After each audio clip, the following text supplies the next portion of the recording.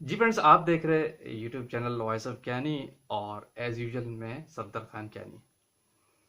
अच्छा फ्रेंड्स, एक बड़ी इंपॉर्टेंट बात पे आज टेक्निकल और डिस्कशन करेंगे। बड़ा इंपॉर्टेंट सवाल था ये भी कि लेबोरेटरी में डिफरेंट टाइप्स के आप इंस्ट्रूमेंट यूज़ करते हैं, जिसमें आपका एचपीएलसी होता है, स्पेक्ट्रोफोटोमीटर होता है, मतलब ये सारी डिफरेंट टेक्निक्स आप यूज़ करते हैं, इनको टेक्निक्स कहा जाता है। क्रोमेटोग्राफिक टेक्निक्स होती है, स्पेक्ट्रोफोटोमेट्रिक टेक्निक्स होती हैं, पोलैरिटी मीटर आपके पास होता है, पीएच मीटर आप यूज़ करते हैं, गैस क्रोमेटोग्राफी आप यूज़ करते हैं, बैलेंस हो गया, एंड फ्लैम फोटोमीटर हो गया, and so on. Different techniques जो होती हैं इंस्ट्रूमेंटल टेक्निक्स कहलाती हैं, आप लेबोरेटरी के अंदर यूज़ करते हैं। इसमें एक बेसिक इंस्ट्रूमेंट और भी है, अगर एचपीएलसी और जीसी सेट की बात करें, इसको हम पोलैरीमीटर कहते हैं बेसिकली, जिसमें हम ऑप्टिकल रोटेशन किसी भी कंपाउंड के टेस्ट कर रहे हैं। लेकिन मेरे पास बड़ा इंपॉर्टेंट सवाल ये था कि हम बहुत सारे रॉ मटेरियल यूज़ करते हैं, लेकिन गाइडलाइन कुछ कंपाउंड पे रेकमेंड करती है ऑप्टिकल रोटेशन का टेस्ट और किस कुछ पे नहीं करती। इस क्या वजह है? यानी कुछ ऐसे रॉ मटेरियल्स होते हैं जिस पे हम पोलैरीमीटर का टेस्ट लगाते हैं और कुछ पे नहीं लगाते। इसके पीछे बैकग्राउंड हिस्ट्री और साइंस क्या है और रीज़न क्या है, बड़ा टेक्निकल सवाल है डेफिनेटली।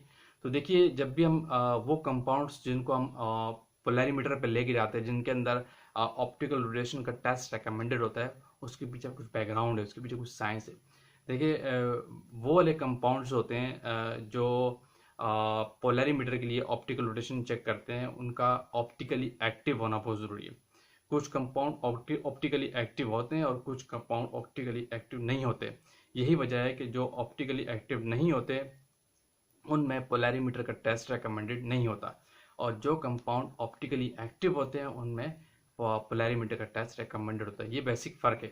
अब बात के साथ एक और सवाल ये है कि ऑप्टिकली एक्टिव कंपाउंड्स कैसे रिकग्नाइज होता है और कौन से कंपाउंड्स होते हैं।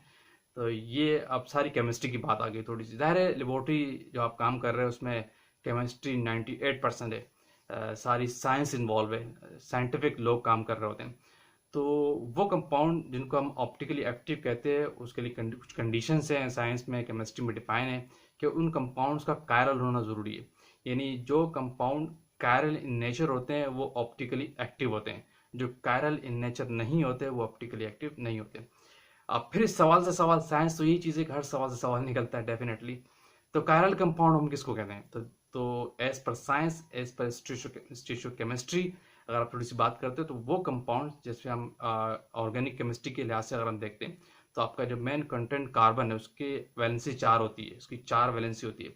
अगर उस कार्बन के साथ कनेक्टेड कंपाउंड चारों में से कोई एक कंपाउंड भी डिफरेंट है, और यानी 3 एटम लगे हुए या एलिमेंट लगे सेम है और एक डिफरेंट है, तो वो कंपाउंड ऑप्टिकली एक्टिव कहलाता है, वो कायरल कैटेगरी में आ जाता है। अगर चारों वैलेंसी वाले कॉर्नर्स पे सेम एलिमेंट्स लगे हों, सेम एटम्स लगे हों, तो वो कंपाउंड ऑप्टिकली एक्टिव नहीं होता।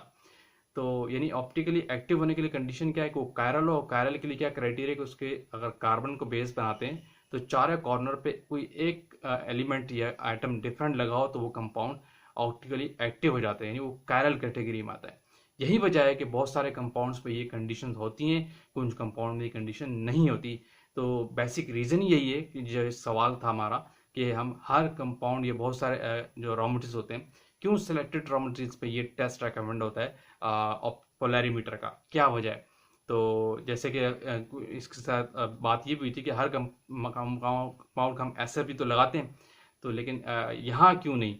यानी हर कंपाउंड में हम ऑप्टिकली एक्टिव वाला यानी पोलैरीमीटर का टेस्ट क्यों नहीं परफॉर्म करते? तो इसके लिए बैकग्राउंड साइंस यही थी जो मैंने आपको बताया कि जो कंपाउंड ऑप्टिकली एक्टिव होते हैं उन्हीं पे वो पोलैरीमीटर का टेस्ट होता है। जो ऑप्टिकली एक्टिव नहीं होते उन पे हम नहीं लगाते हैं, और उसके लिए कंडीशन है कि उसका ऑप्टिकली एक्टिव होना बहुत ज़रूरी है। इसके लिए उसकी कायरलिटी होती है, यानी वो कंपाउंड अगर कायरल होगा तो ऑप्टिकली एक्टिव होगा, और ऑप्टिकली एक्टिव होगा तो उसका वो टेस्ट पोलैरीमीटर का परफॉर्म होता है, अदरवाइज नहीं।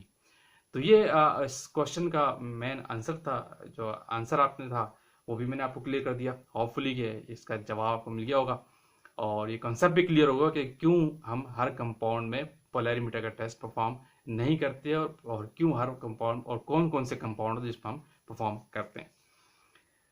तो वीडियो क्लोज करते हैं, आते हैं आएंगे किसी और टेक्निकल बात के साथ।